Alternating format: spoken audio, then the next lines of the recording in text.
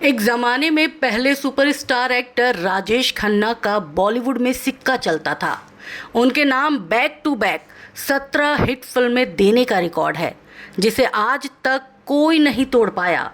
लेकिन जब उनके करियर का डाउनफॉल शुरू हुआ, तब उनकी आंखों से आंसू छलक पड़े थे।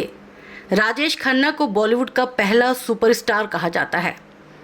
उन्होंने अपने करियर में बैक टू बैक 17 हिट फिल्में देने का रिकॉर्ड बनाया, जिसे तोड़ना तो दूर की बात, आज तक कोई इस रिकॉर्ड के आसपास भी फटक नहीं पाया है।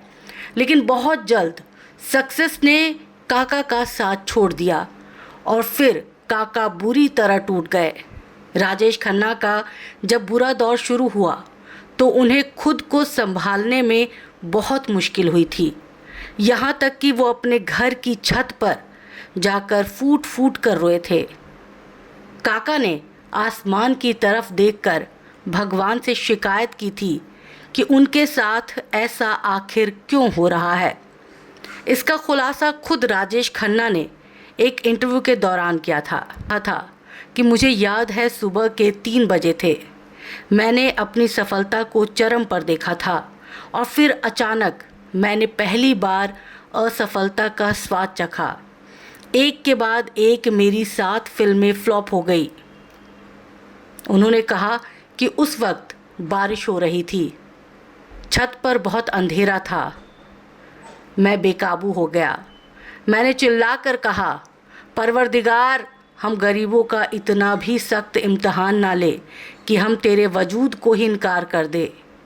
काका ने बताया कि उसके बाद क्या हुआ था। उन्होंने कहा कि डिम्पल कपाड़िया और मेरा पूरा स्टाफ भाग कर आ गए। उन्हें लगा कि मैं पागल हो गया हूँ।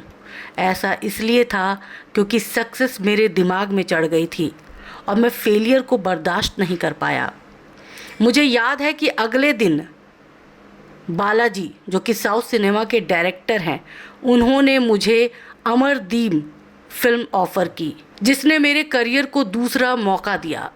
राजेश खन्ना की 17 हिट फिल्मों में आराधना, डोली, बंधन, इत्तेफाक, 2 रास्ते, खामोशी, सफ़र, द ट्रेन, कटी पतंग, सच्चा झूठा, आन मिलो सजना, महबूब की मेहंदी, छोटी बहू, आनंद, अंदाज, मर्यादा और हाथी मेरे साथी शामिल हैं।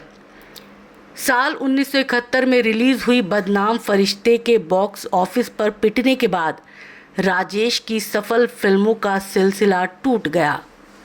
गौरतलब है कि राजेश खन्ना का कैंसर की वजह से साल 2012 में निधन हो गया था। उनकी मौत से बॉलीवुड इंडस्ट्री को और साथ ही साथ उनके फैंस को भी तगड़ा झटका लगा था।